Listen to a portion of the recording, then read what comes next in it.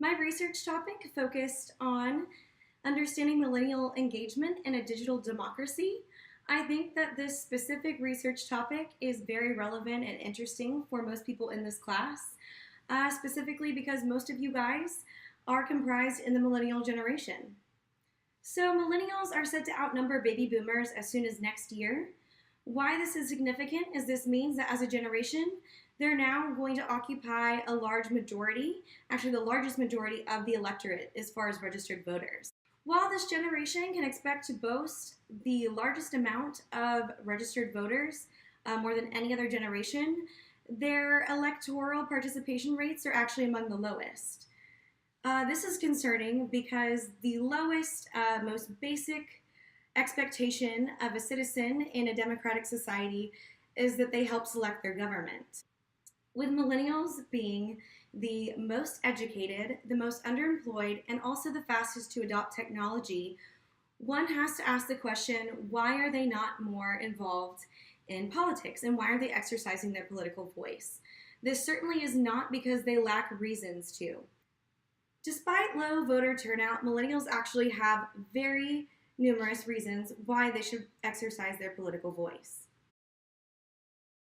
Millennials as a generation are leaving the university with the largest debt as ever recorded in history, most of them having an average of over $20,000 in student loans. Couple this with a dramatic salary decrease for college graduates when adjusted for inflation. It's decreased more than 8% in just 10 years. Also, these graduates, if they get a job, are looking at reduced employee benefits, limited affordable housing, decreased reliance on Social Security, and also reduced access to affordable education. When a large segment of the public, such as millennials, does not participate in politics, this creates a distortion in the political system as far as representation. Millennials differ from their older counterparts in their attitudes and ideas about civic culture and their obligations and what it means to be a citizen. It's really important that all citizens, well, as many possibly can, participate in our democratic system because elections really serve as the primary means by which citizens can influence policy and their elected representatives. They can use their votes to either punish or reward elected officials that are in office and also shape the focus of future political outcomes. Understanding millennial political engagement and behavior is very complex, and it involves several different variables. In order to create a better understanding, it'll be necessary to approach this issue from multiple disciplines. Approaching this complex problem from a variety of disciplines and insights helps create a more comprehensive understanding so we can provide an integrative solution and approach. When the concentrations of communication studies and political science are combined and integrated, this can provide a more comprehensive understanding of the issue at hand. Communication studies will cover the influences of modern communication, news coverage, news gathering, and social media interaction, and how all of these influence political behavior of millennials. Political science can give us insights into the voting system characteristics and probable outcomes that are related, incentive to vote and party formation, and also the structure and relationship between citizens and their elected officials and policy outcomes. In order to conceptualize and understand this problem, it'll be necessary to understand 4 key theories that are necessary in understanding and conceptualizing this issue. By understanding and applying the relevant theories in both communications and political science, we can hope to explain the relationships and interplay among the variables that are political institutions, culture, values, mobilization, and media consumption, all of which are very, very important in influencing and shaping millennial participation within our digital democracy. Civic culture describes a set of behaviors or attitudes or values that citizens have towards their government. The key characteristics of someone who has a high level of civic duty are high levels of interpersonal trust, a preference for gradual societal change, and belief that the individual can influence political decisions, Lastly, they have positive feelings about the current political system. Behaviors that a person with a high civic duty or engagement would show are going to be participation in the community. They're going to search for solutions to problems in their community through individual and collective action. The collective action is specifically important because civic culture increases this idea of collectivity as they're involved in the community. And also, these people tend to be more partisan and identify with a political party because of its collective nature. Also, they participate in electoral activities and they regularly express their opinions. This means not only to elected officials, but also to media and the community at large. The uses and gratifications theory describes the intentional choices individuals make about the type of media they seek and how the media they choose functions to gratify a specific need. This theory is especially important as we consider understanding the relationship between different media outlets, the reasons people might choose them, and their potential to influence the intended uses of these media sources as a result, specifically when we consider new media sources such as online news and social media. The gatekeeping theory explains the role of traditional mass media and elite media as playing a gatekeeper role of information presented to the public for consumption. They do the sorting, choosing, and prioritizing, and decide which messages pass through to the public. The rise in online and social media has caused a fundamental shift in this traditional gatekeeping structure. This is now placing the burden on individuals to establish the credibility and quality of the content and sources they're consuming. This online format has actually lowered the cost and barriers to entry traditionally associated with elite media. Traditionally, news gathering and reporting was reserved for those with the authority and resources to create a news product and disseminate it. This will be helpful in explaining how online news sources and social media have changed the media gatekeeping and the way we receive information and the quality of information that we are receiving.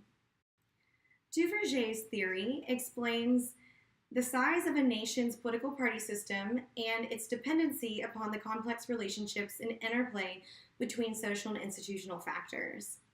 The increased number of social divisions, especially in a country such as ours, usually is directly related to the demand for political parties. Unless, of course, electoral systems, they are the ultimate determining factor of whether the demand will really result in an increased number of parties. And this does explain how disproportionate electoral systems, such as ours, influence political behavior. Behaviors that can occur and explained by Duvergers theory include strategic voting, consolidation or conceding among parties, and also the disincentive to vote that is created by this system and the SMDP. We have a single member district plurality system. That's a mouthful. Disproportionate electoral systems create a disincentive to vote if one does not identify with a major party.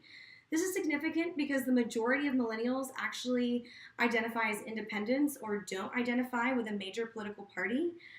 So these same systems are also shown to discourage formation and realization of new political parties, which, as you could probably imagine, would lead to a disincentive to vote or voter apathy. Now that you have a basic understanding of the relevant theories and insights to this issue, let's dive in and talk about how they relate to the research. I will discuss both the conflicts and the consistencies among the four relevant theories. The main source of conflict between the gatekeeping theory and the uses and gratifications theory focuses on the ability of social media to deliver information of the same quality and credibility to news seekers. As previously discussed, social media and online news aggregators are not subject to the same gatekeeping, vetting, and professional mediation as is experienced with media consumed from elite media sources. Findings suggest that habitual online news consumers were less perceptive of credibility cues and thus more likely to consume fake news. Conversely, the uses and gratifications theory suggests that users choose social networking sites to fulfill certain gratifications that traditional news media is unable to provide. Social media allows for independents and political outsiders to reach supporters outside of the traditional elite media, and some argue that social media can even lead to the exposure to more diverse views and political engagement. This is due to the fact that absent of elite media gatekeepers and with a platform for open discussions, political expression is easier and more diverse, and there's ample opportunity for exposure to conflicting views and invitations for political discussion, which may in fact lead to increased political engagement. Empirical data suggests that Facebook users between the ages of 18 and 29 use this social network as a source more often than online news aggregators and search engines, suggesting again implications for the uses and gratifications of social networking sites. A Pew Research study recently disclosed that 39% of adults in the United States have engaged in political activity on a social media platform, and that an additional 20% admitted to following elected public officials and candidates on social networking sites. Some experts argue that the format and context of social media leads to the condensation and oversimplification of news and information into short videos, GIFs, and severely limits the ability of consumers to generate comprehensive understanding or contribute to political knowledge. Despite these concerns, even with the rise in online news and social networking sites, involvement in news gathering and consuming, and the news cycle itself, the elite media still dominates the majority of all news creation today. Perspective and insights of civic culture. Lack of voter turnout can be explained by a lack of civic duty or culture. Conversely, Duvergers Theory contributes voters' disincentive to vote upon the disproportionality of the electoral system. While Duvergers' theory reasons that more heterogeneity or social cleavages in society create a demand for more parties, proponents of civil culture claim that the rise of personalization and fragmentation lead to less engagement in collective action. Both perspectives also differ on their ideas about how partisan identification influences engagement. Duvergers' theory describes the way that two-party systems, rather than truly reflecting voter preferences, encourage strategic voting. From the perspective of civic involvement, partisan identity is seen as a very important aspect in affecting collective action. From the perspective of civic cultures, we find that citizens who are more partisan tend to be more engaged. Again, there's disagreement between these two perspectives when it comes to the suggested methods of improving voter participation. Duvergers' theory suggests that voter turnout would be much higher in a system with more proportional representation, while civic culture focuses on the role of parents, role models, and educators in instilling and motivating young Americans to become more engaged and dutiful. Both Duvergers' theory and civic culture are concerned with increasing political engagement and agree on its critical role for the stability and survival of democracy. Both theories and insights also recognize the importance and role that political parties play in the electoral system and advocate the advantages that collective action and mobilization that political parties facilitate.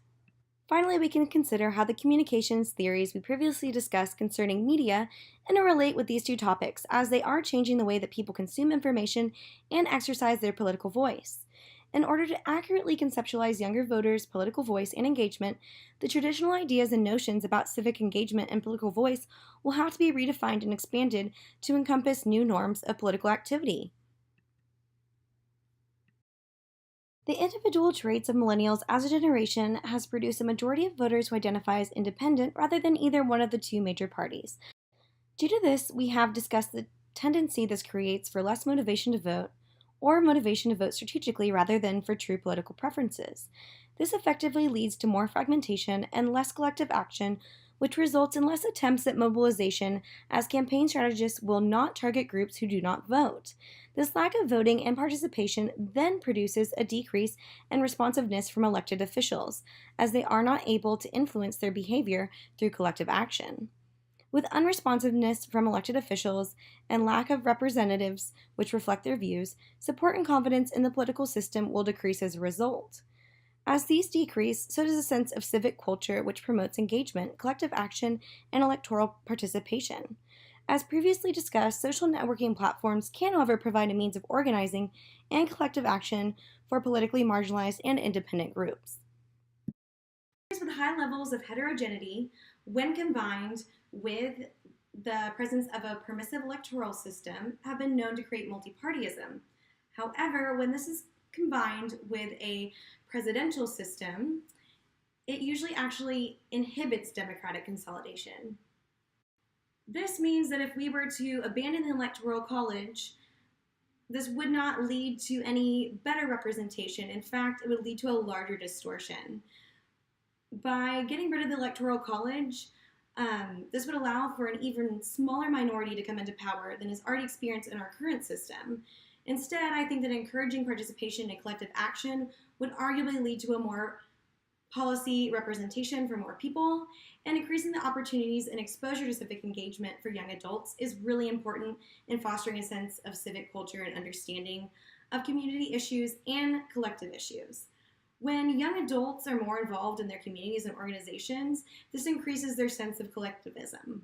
When young adults' sense of collectivism is increased, this leads to less isolation, marginalization, and fragmentation.